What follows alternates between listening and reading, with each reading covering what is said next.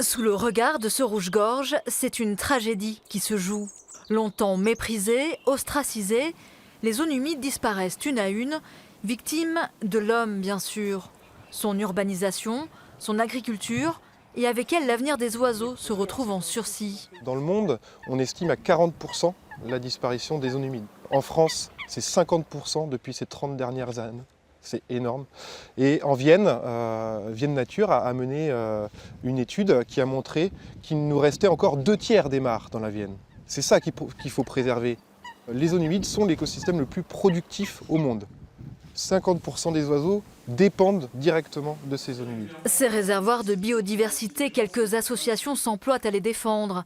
Johan travaille à la Ligue de protection des oiseaux, observateur privilégié des migrations. Le froid et le gel du nord de la France ont fait revenir ici, à Saint-Cyr, canards et foulques en hiver. La cerne Pierre Garin, elle aussi, a refait son apparition quand d'autres ont tiré leur révérence.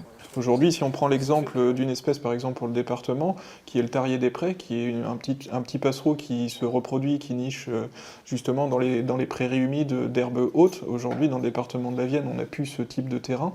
Et malheureusement, l'espèce a complètement disparu du département, alors qu'avant, elle se reproduisait ici, dans le département de la Vienne. Reste à agir et à sensibiliser le public.